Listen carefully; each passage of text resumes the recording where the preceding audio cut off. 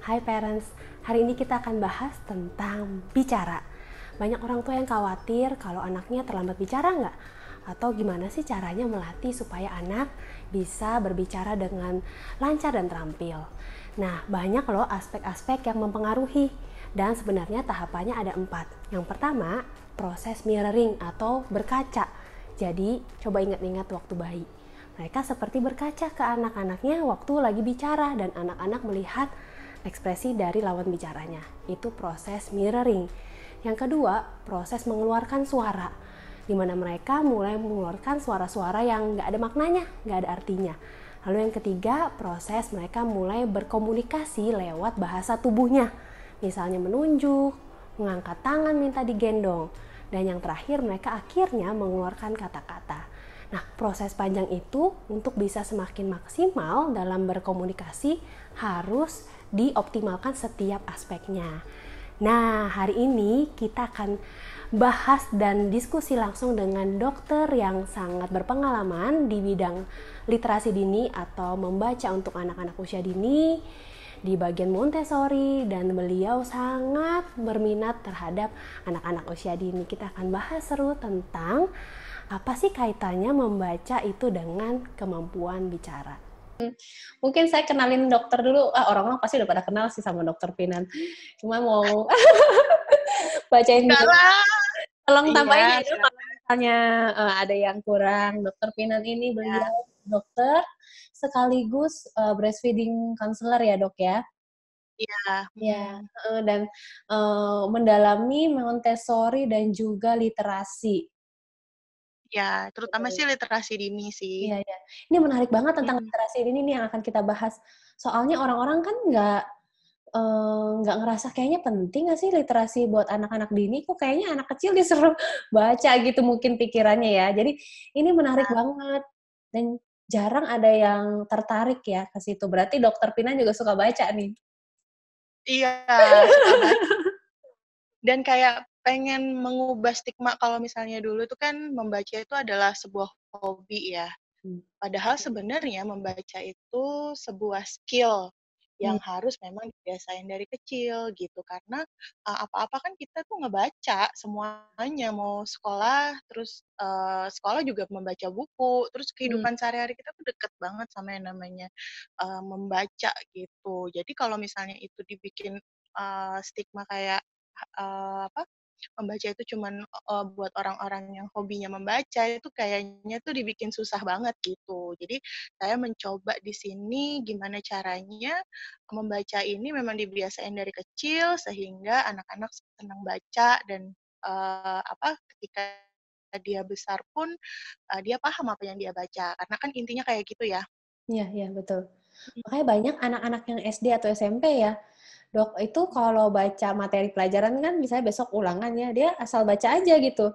Terus pas menjawab pertanyaan di bawahnya, di mana mereka harus yang tadinya udah baca, tahu ya jawabannya, itu mereka nggak tahu.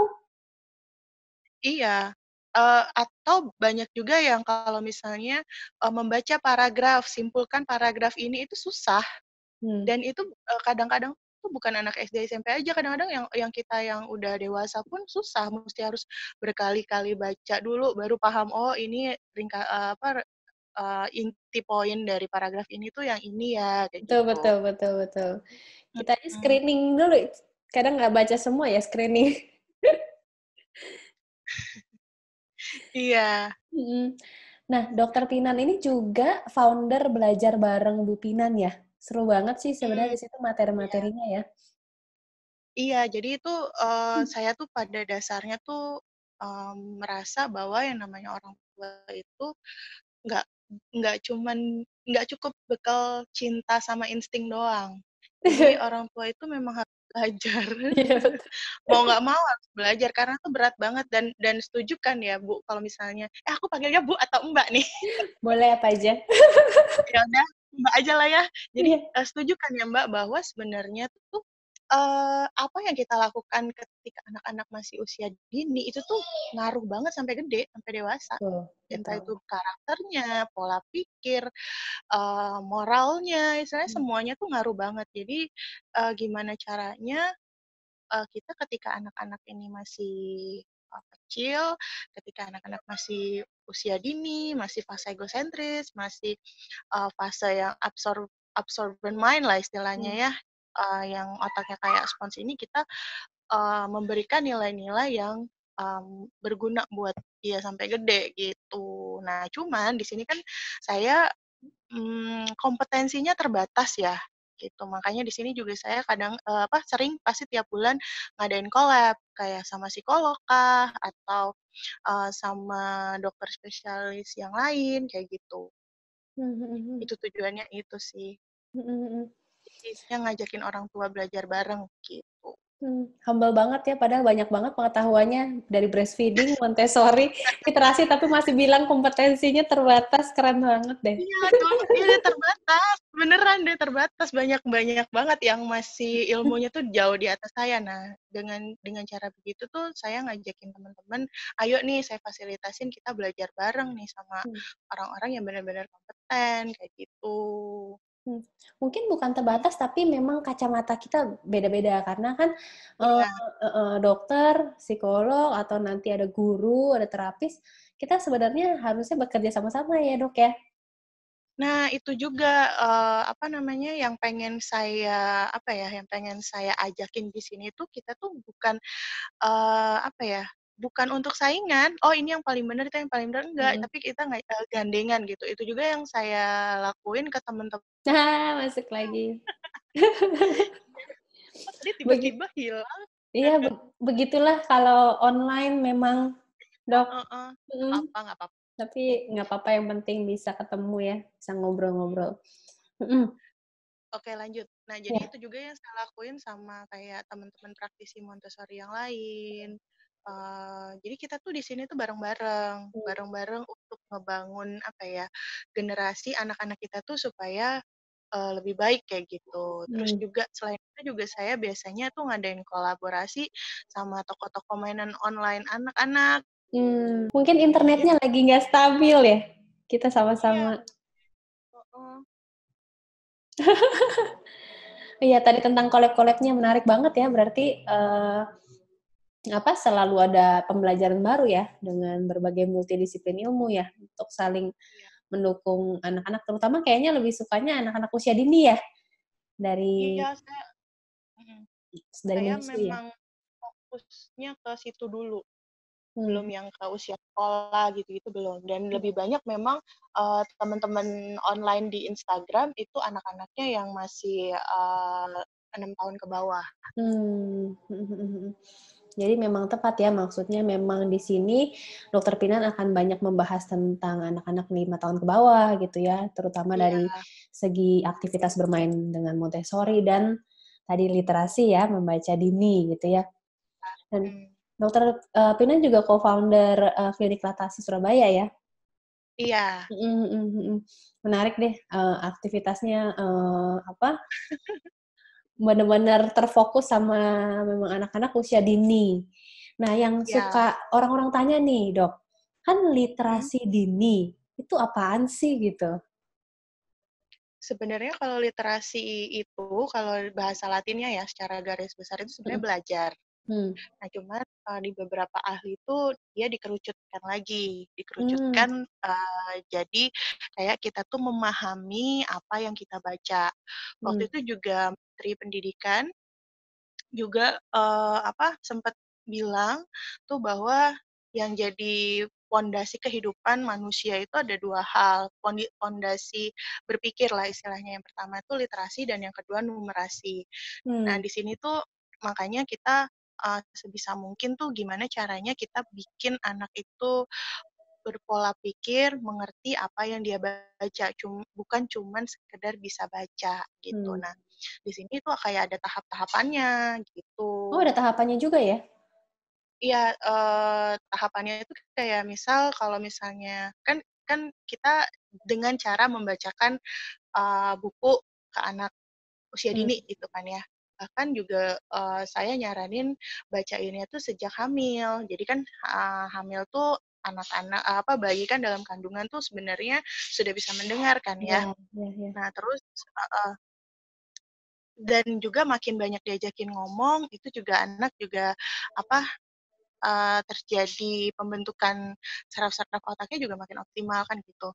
Nah, Mhm. terus kalau misalnya di bawah usia 2 tahun, itu kita lebih goal-nya tapi biasanya tuh kan, ibu-ibu tuh masalahnya tuh, aku tuh udah bacain anak gitu Iya. ya, bacain buku, cuman kok anak aku masih yang kalau dibacain buku suka meleng, suka Mmm. apa, bolak-balik buku Mmm. gitu, nggak sampai selesai cerita. Nah, di situ tuh gimana saya membuat, membuat supaya ibu-ibu tuh mau bacain buku ke anak, yaitu yang pertama, ketika anak-anak itu lagi belajar fase belajar ngomong di bawah 2 Mhm. tahunan ya, itu goals kita tuh bukan untuk menyelesaikan cerita, tapi goals kita itu Mmm. adalah, untuk memperbanyak kosakata ke anak. Makin banyak dia dengar kosakata, semakin apa ya, semakin juga kita tuh memancing perkembangan bahasa dia gitu.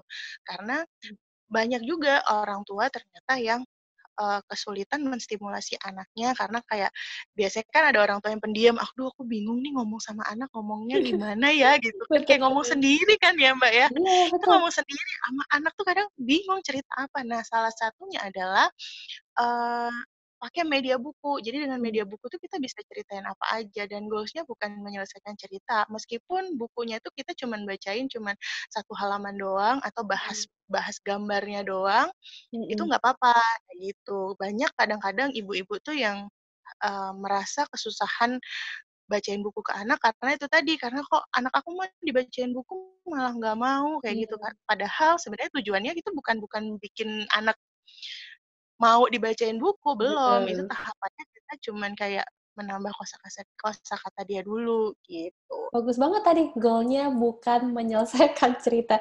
Soalnya kalau baca buku kayaknya pokoknya belum Iya. belakang nih, ayo Dek. Jadinya tuh kalau kayak gitu, ibu-ibu juga stres karena gini Mbak, kalau misalnya kita berkaitan sama anak usia dini, ini pasti setuju deh, eee, kita tuh juga kadang harus menenangkan ibunya dulu, ya kan. Jadi gimana caranya kita tuh membuat ibu tuh tenang ketika menghadapi anaknya sendiri, Iya, gitu.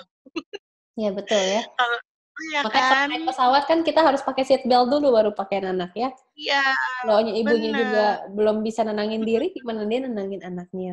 Betul, setuju. iya, mhm. Terus juga kan untuk bonding, salah satu Mmm. buat bonding ibu sama anak selain menyusui juga dengan membacakan buku, jadinya, jadi lebih deket kayak Mmm. gitu kan, ketawa bareng, terus lucu-lucuan bareng, Mmm. ngetawain tokohnya bareng kayak gitu. Jadi memang manfaatnya banyak banget. Iya. Selain itu juga untuk stimulasi sensorinya juga, apa, Mmm. motorik halus, terus, stimulasi multisensori juga kayak indranya juga terstimulasi. Jadi kalau misalnya membalik buku itu kan Mmm. sebenarnya kan secara nggak langsung menstimulasi koordinasi mata dan tangan, menstimulasi motorik halusnya anak gitu kan ya. Mmm. Beda kalau kita bacainnya pakai e-book. Kalau pakai e-book kan Iya, benar-benar cuma bacain cerita. Cuman iya, kalau pakai buku beneran itu kayak anak akan merasakan, "Oh kertas tuh kayak gini ya, iya, rasanya," gitu. Dan hal-hal sepele kayak gitu tuh kita nggak bisa menyepelekan hal remeh itu tuh, Kak, iya, hal-hal yang remeh menurut kita tuh sebenarnya itu tuh banyak penting ya. banget manfaatnya buat anak, Mhm. Bahkan kalau di perkembangan tuh apalagi kan ada buat balik bukunya itu ada tahapannya juga sih, Mbak, sebenarnya. Jadi usia iya, setahun udah harus bisa balik bukunya, tapi masih beberapa halaman, 2 tahun udah bisa per halaman. Jadi mesti buku beneran ya, Mbak, nggak iya bisa pakai e-book berarti ya? iya iya bener. Juga saya lebih ke yang gini, biasanya tuh kan ibu-ibu tuh stres, "Anak aku suka nyobek buku," gitu. Padahal sebenarnya itu memang perkembangan motoriknya aja yang belum optimal. Makanya disarankan di bawah 1 tahun misalnya pakainya board book gitu kan Mmm. ya. Kalau board book kan, biar anaknya beringasan ngebalik buku, Bener. tapi bukunya tetap awet gitu. Ya, jadi saya lebih ke kayak gitu sih, Mbak, Iya. lebih ke yang praktikalnya gimana, Mmm. tips-tipsnya gimana, cara pilih bukunya gimana. Karena kan, banyak buku juga untuk anak-anak, kurang dari 2 tahun itu kan fase sensori motor ya. Iya. Jadi gimana caranya tuh pakai media buku, tapi juga anak bisa terstimulasi nih gitu, Mmm. makanya pakai fitur touch and feel, jadi Iya. ada yang bisa diraba gitu, ada buku-buku yang bisa bunyi, ada buku-buku yang, apa namanya, bisa didorong, ditarik gitu kan, Iya. gitu. Mhm. Nah, kalau pemilihan buku itu sebenarnya ada, tadi kan Dokter Finan bilang ada pemilihan nih untuk tergantung usianya ya. Nah, itu Mhm. apakah ada pemilihannya, oh 0 sampai 1 tahun bukunya harus seperti apa misalnya? Terus 5 tahun, 3 tahun? Mhm. Sebenarnya kalau untuk dari anaknya sendiri biasanya kan kalau usia di bawah 5 tahun itu kan dia belum bisa kan ya membedakan mana yang real, mana yang abstrak ya.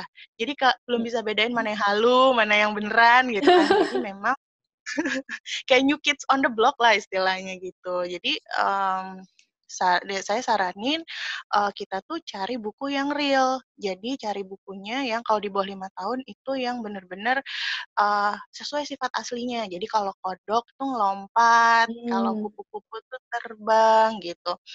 Mmm, dan di dunia nyata kan manusia nggak ngobrol ya sama hewan, manusia juga hewan juga tidak ngobrol sama benda mati juga nggak bisa bersuara, nggak bisa berkomunikasi.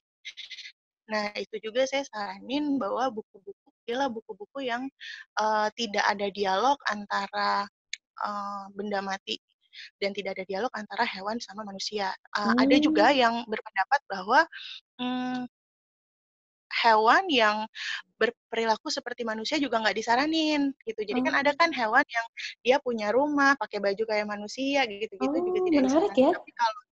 ya? Tapi kalau saya sih nggak apa-apa, selama itu hewan tidak ada dialog sama manusia, Hmm.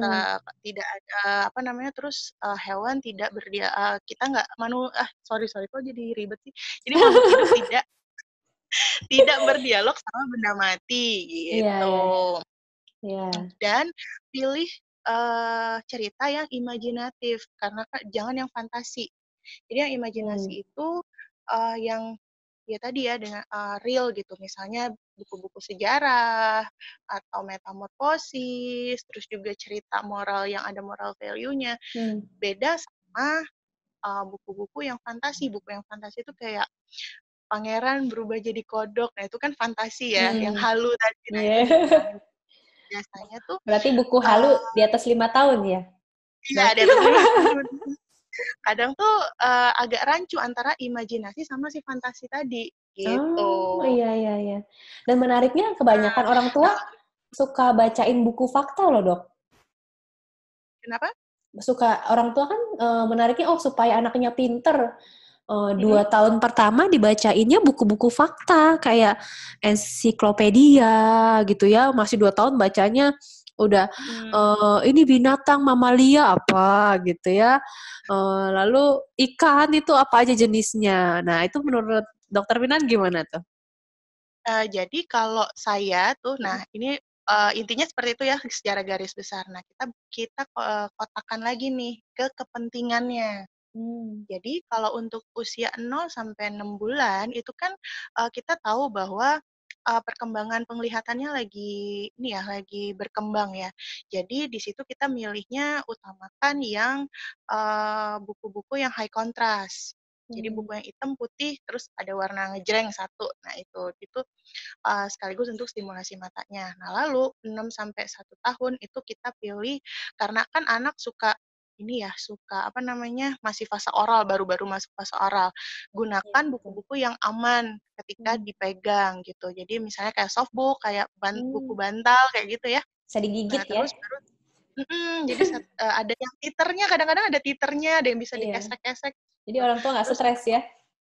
mhm, lalu 1 tahun ke atas baru Mhm. kita kenalin buku-buku yang, menambah vocabnya kayak buku gambar dan Mmm. gambarnya pun pilih eee, yang bentuknya real bukan yang kartun. Jadi kayak foto Mmm. gitu, Iya iya gitu. iya. Nah, balik lagi ya tadi, gunanya buat membentuk, kosakata, memperbanyak kosakata. Nah, cuman kalau untuk ensiklopedi itu sebenarnya belum, apa ya, belum urgent lah kalau menurut saya. Mmm. Karena tuh oke, nanti nanti tuh ada waktunya kita akan ngenalin ke anak kok, jangan jangan khawatir dan jangan buru-buru gitu ngenalin ensiklopedia. Anak usia 2 tahun itu lebih urgent kalau misalnya kita kenalin, tentang moral, misal terima kasih, Hmm. maaf, permisi, gitu kan ya. Terus misal kayak yang bisa terbang itu berdasarkan habitat bisa ya, misalnya kupu-kupu. Kupu-kupu Hmm. itu pertumbuhannya gimana ya? Oh, terus kalau tumbuhan itu awalnya gimana ya? Kok bisa sampai berbunga tuh awalnya dari mana ya asalnya? Nah, Hmm. kita tuh ajarin yang kayak gitu dulu. Kalau untuk ensiklopedia kayak planet-planet, terus ya yang itu tadi ya, kan ada Hmm. kan banyak buku ensiklopedia gitu, itu sebaiknya emang 5 tahun ke atas aja, nggak perlu buru-buru gitu. Iya Kecuali betul. memang kalau anaknya memang sesuka itu ya, pengen banget gitu, ya nggak apa-apa. Cuman kalau untuk maksudnya jangan dipaksain. Kita Mhm. kayak ibaratnya kita naikin tangga itu satu titi demi satu titi gitu.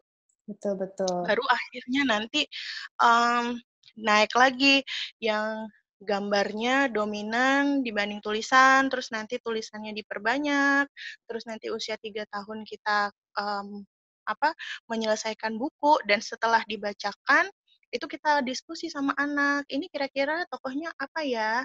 Hmm. Terus anaknya tadi kenapa ya, perasaannya gimana ya, oh sedih, sedihnya kenapa, jadi itu kita melatih anak untuk berpikir, Hmm. melatih anak untuk memahami gitu apa yang dia baca gitu.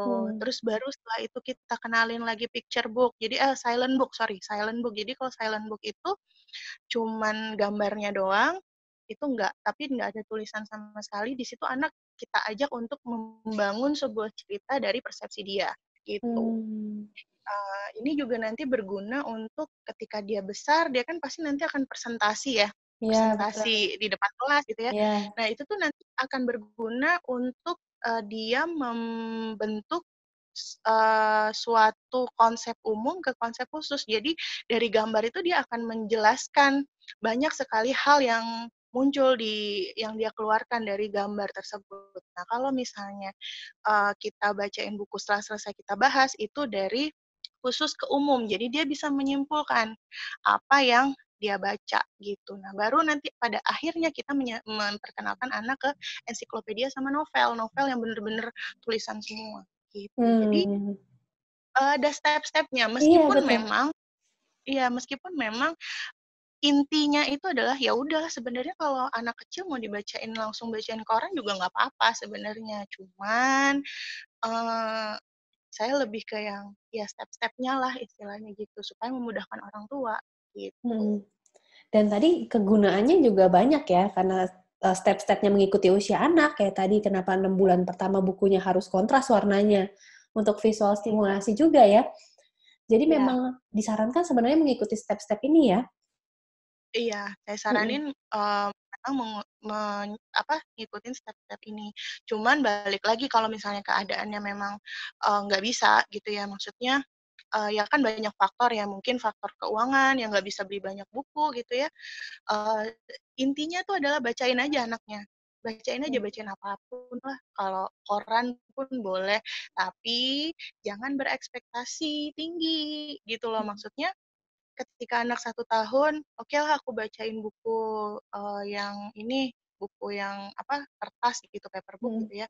Terus dirobekin ke anak, kitanya jadi kesel gitu kan. Hmm. Padahal sebenarnya ya memang perkembangan anaknya apa motoriknya itu memang lagi berkembang pada saat itu. Jadi wajar geradakan gitu kan, Iya. maksudnya beringas gitu, ngapa-ngapain gitu kan ya. Atau kalau ditinggalin, kalau misalnya kita lagi baca terus dia tinggal melengos aja, rasanya kan kadang sakit hatiku gitu kan mamanya ya. Nah itu ekspektasinya ya, penting. Ya, padahal balik lagi kan anak-anak usia dini tuh sebenarnya konsentrasinya ambang konsentrasinya juga masih pendek kan ya. Jadi kita Mm-mm. juga nggak bisa ngajak dia untuk duduk diem, itu susah Mm-mm. gitu. Malah kalau anak usia 2 tahun duduk diem terus 30 menit, Itu nah itu aneh. Balik lagi. ya, lanjut Iya, lagi. lanjut lagi. Eh, Soalnya orang tua iya kan benar. yang tadi ya, yang duduk diam itu orang tua kadang-kadang dok senangnya anaknya anteng kan? Hmm. Nah, kalau anteng ini kita ngelihat lagi nih, dia ngapain? Hmm. Apakah dia anteng itu karena nonton gadget? ataukah dia anteng itu emang lagi main karena dia konsentrasi tingkat 3 ya, saat dia konsentrasi level 3 memang anak-anak tuh anteng banget, misal ngadukin Play-Doh gitu kan Hmm. biasanya kan anteng banget. Nah, kalau kayak gitu, itu sebenarnya nggak apa-apa karena dia lagi belajar kan, misalnya bermain sambil belajar lah ya. Iya, Cuman kalau ketika dia anteng, dia duduk itu nonton gadget, itu udah beda cerita antengnya. iya betul. Gitu. Makanya 2 tahun Mhm. pertama kita nggak sarankan ya untuk, Iya, gadget gitu, iya, Dan yang setuju. tadi kita udah bahas tentang gunanya, literasi dini, dari sensori, Mhm, bahasa, bonding, terus tahapan pemilihan, bukunya. Lalu yang penting juga mhm. tadi ekspektasi orang tuanya ya, karena Iya, ketika si ibu atau ayahnya ini atau pengasuh lainnya membacakan juga dalam kondisi juga, happy, juga senang, dan sejahtera, itu juga akan mempengaruhi interaksinya ya, ketika membacakan iya, buku. setuju banget. Heeh. Nah, ini kan orang-orang juga suka bilang, "Aduh, saya udah kurangin ekspektasi nih," gitu. Tapi susah karena saya nggak ekspresif.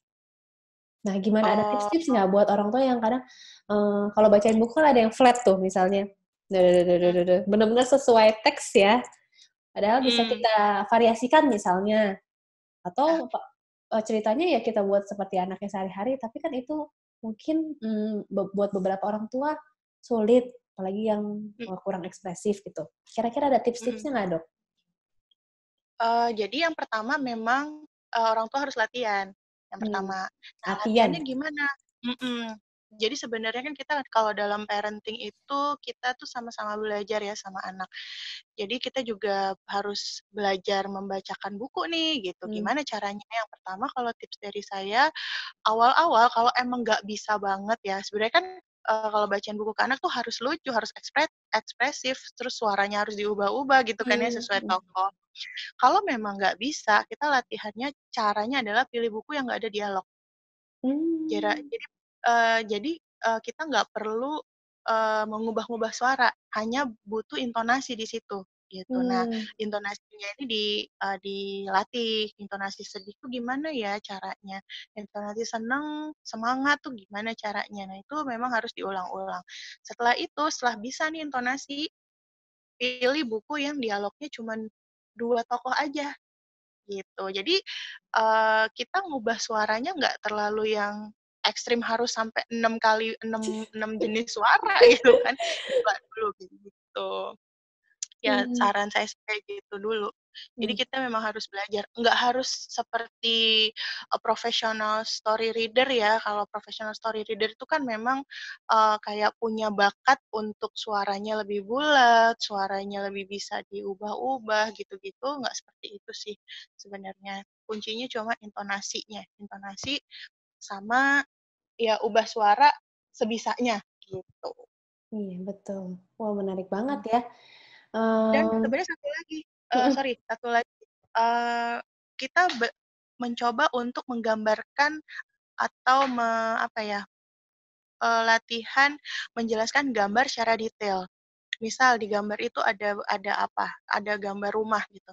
Kita jelasin aja sebenarnya, "Ini rumahnya gimana ya? Oh rumahnya dindingnya warnanya apa, gentengnya warnanya apa, pintunya warnanya apa. Oh ada pohon, pohonnya tinggi atau rendah." Jadi kayak gitu aja sebenarnya. Jadi kita dari mhm, gambar aja kita jelasin. Nah, itu juga yang perlu dilatih, kita, menjelaskan secara detail sama anak. Kalau ada gambar kupu-kupu di situ, kupu-kupunya warna apa, dia terbang di mana, gitu. mhm, mhm. Menarik banget sebenarnya literasi dini itu penting banget ya, bahkan dari sejak kehamilan udah bisa dilakukan ya, karena Iya, anak-anak sudah bisa mendengar, sensori mereka, auditori udah bisa mendengar di kandungan ibunya. iya, Dan penting mhm, banget untuk bahkan bukan hanya komunikasi tadi ya, motorik halusnya ketika buka bukunya, iya, lalu bondingnya, "Hai, iya. hai." Bundanya dipinjam dulu sebentar, protes. Iya, dan juga tadi, apa, pemahaman berarti ya, kita mengenalkan warnanya, bentuknya, dan bonding udah pasti. Dan yang Mhm, menarik memang sebenarnya Dok, ada satu hal yang, orang-orang mungkin atau orang tua kurang memahami bahwa sebenarnya ketika berinteraksi dengan anak, bukan hanya anak yang mendapatkan sesuatu, tapi kita pun mendapatkan namanya social engagement.